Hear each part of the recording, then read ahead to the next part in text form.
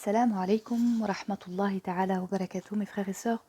Nous nous retrouvons pour la suite des fondements du droit musulman, Ilm Usul al-Fiqh, de Abd al-Wahhab Khalaf, rahimahullah, avec donc la première source, le Coran, deux autorités et forces probantes.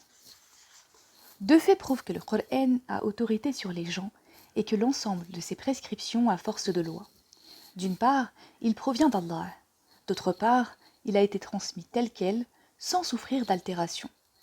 L'origine divine du Coran est prouvée par le fait qu'il est inimitable. Les hommes sont totalement incapables de produire un texte semblable au Coran. Définition et principe de l'inimitabilité i'jaz du Coran. Le terme arabe i'jaz signifie imputer l'impuissance à autrui.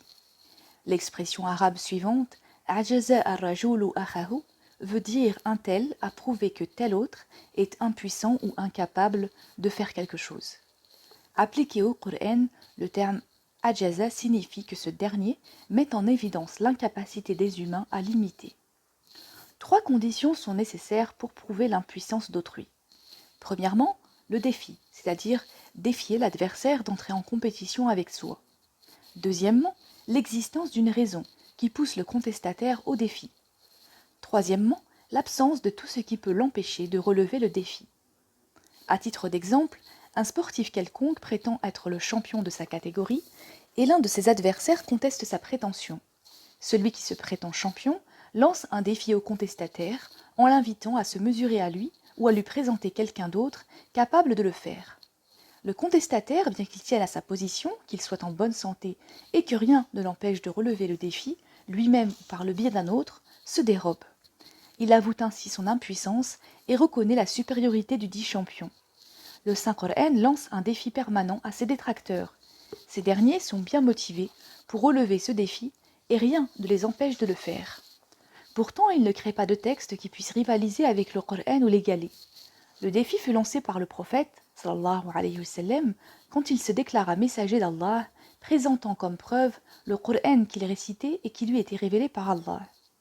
À ses détracteurs, il dit « Si vous doutez de l'origine divine de ce texte, si vous croyez qu'il est l'œuvre d'un être humain, alors produisez un texte pareil, ou seulement 10 sourates, ou même une seule. » Il les défia sur un ton provoquant. Il utilisa des expressions vexantes et sarcastiques qui incitent à agir et à combattre. Il prit Allah pour témoin de leur incapacité d'imiter le Coran. Allah dit dans la sourate Al-Qasas, le récit, sourate 28, versets 49 à 50, « Dis-leur, apportez donc une écriture émanant d'Allah, qui mieux que ces deux-là soit un guide. Je la suivrai si vous êtes véridique. S'ils ne répondent pas à ton appel, sache qu'ils ne font que suivre leur passion. » Et Allah dit dans la sourate Al-Isra, le voyage nocturne, sourate 17, verset 88, « Dussent les hommes et les djinns s'unir pour produire un Coran pareil à cette prédication, ils n'y parviendraient pas, même en se soutenant les uns les autres. » Il dit encore dans la sourate Hud, sourate 11, verset 13, « Diront-ils, il l'a inventé ?» Réponds, apportez donc 10 sourates inventées comparables à ceci et appelées en dehors d'Allah, qui vous voudrez si vous êtes véridique. Et dans la sourate Al-Baqarah, la vache, sourate 2, verset 23, « Si vous doutez de ce que nous avons révélé à notre serviteur, apportez donc une sourate qui soit semblable à ceci, et citez vos témoins en dehors d'Allah si vous êtes véridiques. » Enfin, Allah dit dans la sourate At-Tawr, le mot, sourate 52, versets 33 à 34, « Disent-ils qu'il a lui-même forgé cela ? Bien loin de là, ce sont eux-mêmes qui refusent d'y croire. Qu'ils apportent donc une œuvre pareille à celle-ci, s'ils sont véridiques. » Les raisons pour relever le défi lancé par le Coran ne manquaient pas à ses détracteurs et elles sont évidentes. Le prophète sallallahu alayhi wa sallam se proclamait envoyé d'Allah et appelait à une religion qui désavouait les croyances héritées par les Arabes de leurs ancêtres. Il critiquait l'immaturité de leurs esprits et tournait en dérision leurs idoles. Il présentait le Coran comme la preuve de sa mission prophétique et les défiait de produire un texte semblable. Il devait être très motivé pour créer un texte capable de rivaliser avec celui présenté par Mohammed sallallahu alayhi wa sallam, afin de mettre fin à ses attaques, d'infirmer sa preuve et de réfuter sa prophétie. Agissant ainsi, ils auraient pu venger l'honneur de leur Dieu, sauvegarder leur religion et se préserver de la guerre. Aucun obstacle ne les empêchait de relever le défi. En effet, le Coran est formulé dans une expression arabe, son lexique et son style sont donc ceux des Arabes. Ces derniers n'étaient-ils pas les rois de l'éloquence? Ne comptait-il pas parmi eux de nombreux poètes et orateurs maîtrisant parfaitement l'art du discours? Cela au niveau lexical. Considérons maintenant leurs compétences au niveau sémantique. La littérature arabe pré-islamique, poèmes, discours, récits de sagesse et débats, témoignent de leur maturité d'esprit et de leur profonde expérience de la vie. En outre, le Coran leur suggérait de se faire aider par d'autres, les prêtres et les gens du livre, et de se préparer comme il se doit à la compétition. Par ailleurs, le Coran ne fut pas révélé en une seule fois, et il ne pouvait donc prendre pour excuse l'impossibilité de produire un aussi long texte en si peu de temps. Sa révélation s'est étalée sur 23 ans. Le temps écoulé entre la révélation de chaque passage suffisait pour permettre à ceux qui le voulaient d'imiter ce qui avait été révélé, si toutefois ils en étaient capables. Certes, dans plusieurs versets coraniques, Allah, par la bouche du prophète sallallahu alayhi wa sallam, défiait les incrédules d'imiter le Coran. Ces derniers ne purent pas le faire. Ce n'était pas faute de volonté ou de motivation, mais faute de capacité. Si seulement les détracteurs du Coran avaient réussi à l'imiter, ils auraient pu sauver l'honneur de leur Dieu, réduire au silence celui qui s'était moqué d'eux et se préserver de la guerre. Mais au lieu de rivaliser avec le Coran, ils conspirèrent contre le prophète sallallahu alayhi wa sallam. N'était-ce pas là la preuve de leur impuissance et de leur capitulation devant le caractère divin et inimitable du Coran? Ils avaient donc ainsi reconnu qu'il était au-dessus des moyens humains et que son auteur était bel et bien Allah. En quoi consiste l'inimitabilité yachès du Coran? Mais pourquoi les hommes sont-ils réduits à l'impuissance face au phénomène coranique? Les spécialistes s'accordent sur le fait que le caractère inimitable du Coran est multifactoriel. Les hommes sont incapables de produire un texte semblable au Coran, tant du point de vue du lexique que du sens et de la valeur spirituelle. Sa supériorité s'affirme donc de plusieurs manières. Par ailleurs, il est bien connu que l'esprit humain n'a pas encore percé tous les secrets de l'aspect miraculeux du texte coranique. Le voile se lève sur ces secrets au fur et à mesure que les croyants étudient le Coran et que les scientifiques découvrent les lois qui régissent l'univers et les merveilles des êtres vivants. Oui, chaque découverte vient confirmer le caractère divin du Coran. Donnons ci-dessous quelques exemples qui attestent l'inimitabilité du Coran. 1. La cohésion et l'harmonie entre son expression, sa signification, ses lois et sa vision du monde. Le texte coranique se compose de 6000 versets. Il comprend une variété de formes d'expression et de styles. Il traite de divers sujets d'ordre cultuel, moral et juridique. Il contient tout à la fois une cosmogonie, une éthique sociale et une métaphysique. Toutefois, l'expression de l'ensemble est toujours de qualité constante, d'un verset à l'autre le style est égal à lui-même. Les termes sont tous pertinents et précis. Le niveau de la rhétorique est le même tout au long du texte. L'expression correspond parfaitement à la situation décrite ou à la prescription donnée. Chaque mot est nécessaire là où il est. Son contenu ne souffre d'aucune contradiction interne, ni ses prescriptions d'aucune opposition entre elles. Ses objectifs vont tous dans la même direction. Ses principes et ses préceptes s'affirment les uns les autres. S'il était l'œuvre d'êtres humains, individus ou groupes, il souffrirait de contradictions dans son expression et dans son contenu. Même si l'esprit humain avait atteint les plus hauts degrés de maturité, il ne serait jamais capable de produire un texte de 6000 versets sur une période de 23 ans sans que celui-ci ne présente de différence du point de vue du style, de la concision et du contenu. Allah le sublime attire notre attention sur cet aspect du miracle coranique en disant dans la sourate Les femmes, sourate 4, verset 82, ont-ils jamais vraiment médité sur le Coran? Si ce livre venait d'un autre qu'Allah, ils y trouveraient maintes contradictions. Certes, il y a parfois des différences de style et de forme d'expression dans certains versets. Cela n'est nullement dû à une défaillance du style, mais c'est la conséquence du sujet abordé dans le verset. Les versets à teneur juridique, ceux qui déterminent le délai de viduité de la femme divorcée, la répartition de l'héritage, les personnes ayant droit à l'aumône, etc., ne peuvent être formulés dans un style imagé et émouvant. Ils doivent être énoncés en des termes concis et précis. Par contre, dans les versets ayant trait à la croyance, abhorration des rites païens, récit du déluge, démonstration de l'omnipotence d'Allah, énumération des bienfaits divins ou avertissement des châtiments infligés aux mécréants, Le style est métaphorique et émouvant. En effet, la concision et la précision ne peuvent convenir à de tels sujets. Maîtriser l'art littéraire ne se résume-t-il pas à placer le mot juste là où il faut, quand il le faut? Quant à la contradiction apparente entre le contenu de certains versets, les exégètes ont montré qu'elle disparaît lors de l'étude approfondie du sens des versets en question. À titre d'exemple, ils citent les versets suivants. Dans la Sourate 4, les femmes, Sourate 4, verset 79, « Tout bien qui t'arrive vient d'Allah, tout mal qui t'atteint vient de toi-même. Nous t'avons envoyé aux hommes comme messagers, Allah suffit comme témoin. » Dans la Sourate 4, les femmes, verset 78, « Dis-leur, tout vient d'Allah. »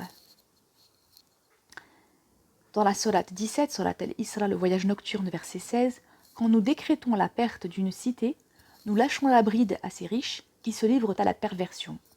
Notre arrêt, déjà pris, se trouve dès lors justifié.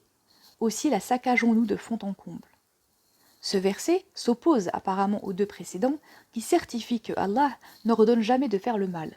En examinant scrupuleusement ces textes, il apparaît cependant qu'ils sont parfaitement cohérents les uns avec les autres, tandis que dans la Sourate 4, les femmes, verset 82, si ce livre venait d'un autre que Allah, ils y trouveraient certes maintes contradictions. 2. La concordance des vérités coraniques avec celles de la science. Allah a révélé le Coran pour servir de preuve à son prophète et de loi fondamentale aux êtres humains. Il ne l'a pas destiné à être un traité scientifique expliquant la création de l'univers et de l'homme et décrivant les mouvements des astres. Cependant, pour prouver l'existence d'Allah, son unicité et pour rappeler aux humains ses bienfaits, etc., certains versets coraniques évoquent des lois naturelles qui régissent l'univers. La science moderne a prouvé l'exactitude des données coraniques et a ainsi confirmé l'origine divine de ce texte. En effet, les contemporains du prophète sallallahu alayhi wa sallam ne connaissaient rien des vérités scientifiques citées dans le Coran. Ainsi, chaque fois que la science permet de découvrir une loi naturelle que le Coran a mentionnée, cela témoigne à nouveau qu'il provient d'Allah. Allah subhanahu wa ta'ala dit en ce sens dans la sourate Fussilet les détaillés, sourate 41, versets 52 à 53, dit « Qu'en pensez-vous? Si ce Coran émane d'Allah et que vous le récusez, qui sera plus égaré que celui qui a tout rompu avec la foi? Nous leur montrerons si bien nos signes dans l'univers et en eux-mêmes qu'ils sauront bien un jour que ceci est la vérité. Et quoi? Ne suffit-il pas que ton Seigneur soit le témoin de toutes choses ?» Parmi les versets qui expliquent les phénomènes naturels montrant la force créatrice d'Allah et ses bienfaits prodigués aux hommes, citons les suivants. Dans la Sourate 27, verset 88, « Le jour où tu verras les montagnes que tu croyais figées, filer comme filent les nuages, œuvre d'Allah qui a ordonné au mieux toutes choses et qui est parfaitement informé de ce que vous faites. » Dans la Sourate Al-Hijr, Sourate 15, verset 22, nous envoyons des vents fécondants. Dans la Sourate 21, Sourate Al-Anbiya, les prophètes, verset 30, « Les mécréants ne voient-ils pas que les cieux et la terre formaient à l'origine une masse compacte, que nous les avons scindés, et que de l'eau nous avons fait tout ce qui est vivant ?» Dans la Sourate 55, verset 19, Sourate Ar-Rahman, le tout miséricordieux, « Par Allah, les deux mers confluent l'une vers l'autre, elles sont sur le point de se confondre. » Dans la Sourate 23, Al-Mu'minun, les croyants, versets 12 à 14, « Nous avons créé l'homme d'un extrait d'argile, puis nous en fîmes une goutte de sperme déposée en un réceptacle sûr. Cette goutte devint une adhérence, dont nous fîmes un morceau de chair où se dessinèrent les os. Nous recouvrîmes le squelette de muscles. Nous avons ainsi créé un nouvel être. Béni soit Allah, le meilleur des créateurs. » Certains chercheurs, spécialistes des études coraniques, désapprouvent l'explication des versets du Coran par référence aux découvertes et aux théories scientifiques. Ils argumentent leur désapprobation ainsi. Le sens du Coran est constant, alors que les résultats des recherches scientifiques évoluent sans cesse. Ce qui a été juste à un moment donné peut s'avérer faux suite à une nouvelle découverte. Nous nous opposons à cette argumentation. Expliquer un verset coranique à la lumière des données scientifiques modernes n'est qu'une approche parmi tant d'autres. Cela ne restreint en aucun cas la signification du verset. Si les données ou théories scientifiques utilisées s'avèrent fausses, l'interprétation du verset sera donc erronée. Toutefois, l'erreur ne concerne nullement le verset en tant que tel. Cela est analogue au fait de déduire une prescription d'un verset, puis de se rendre compte que l'on s'est trompé à la lumière d'une nouvelle indication. 3. Le Coran prédit un avenir que seul Allah connaît. Le Coran a informé le prophète sallallahu alayhi wa sallam sur des événements futurs dont ses contemporains ne pouvaient alors avoir connaissance.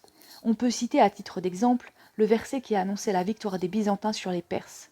Dans la sourate 30, Ar-Rum, versets 1 à 3, Alif Lam Mim, les Byzantins ont été vaincus dans un pays voisin, mais après leur défaite, ils seront vainqueurs. Ou encore le verset, dans la sourate 48, verset 27, vous entrerez dans la mosquée sacrée si Allah le veut, en toute sécurité. Le Coran raconte aussi l'histoire de peuples disparus depuis l'Antiquité et qui n'ont pas laissé de traces. Ceci est une preuve supplémentaire qu'il provient d'Allah, qui seul connaît le passé, le présent et l'avenir. Allah le Sublime évoque cet aspect du miracle coranique dans sa parole dans la sourate 11, sourate Hud, verset 49. Voilà autant d'épisodes des temps passés que nous te révélons. Tu ne les connaissais pas auparavant, pas plus que ton peuple. 4. La concision et l'éloquence du style du texte coranique. Il n'existe, dans le Coran, aucun terme qui puisse choquer l'oreille ou qui soit incompatible avec les termes précédents ou suivants. Ces mots forment un ensemble cohérent et harmonieux, et ces expressions variées conviennent parfaitement aux situations qu'elles décrivent. Il est le modèle parfait de l'art du discours. Les spécialistes de la langue arabe apprécient à leur juste valeur les métaphores, les argumentations et les illustrations d'idées si bien exprimées dans le texte coranique. Et même ses détracteurs les plus versés dans l'art de la rhétorique lui reconnaissent cette qualité. Les deux imams, Az-Zamakhshari et Abd al-Qahir, ont démontré, le premier dans Al-Kashaf et le second dans Dalaïl al-Ijaz et Asrar al-Balagha, tous les aspects de la rhétorique coranique. Quant à la force persuasive et émotionnelle du Coran, elle est ressentie par toute personne sensible. Il suffit ici de rappeler qu'écouter la récitation du Coran est un plaisir dont on n'est jamais rassasié. Al-Walid ibn al-Mughira, l'un des ennemis les plus acharnés du prophète sallallahu alayhi wa sallam, reconnaissait que le Coran est agréable à entendre, plein de douceur, tel un arbre dont les racines sont bien fortes et les branches lourdes de fruits. Les véritables qualités de quelqu'un ne sont-elles pas celles reconnues par les ennemis ?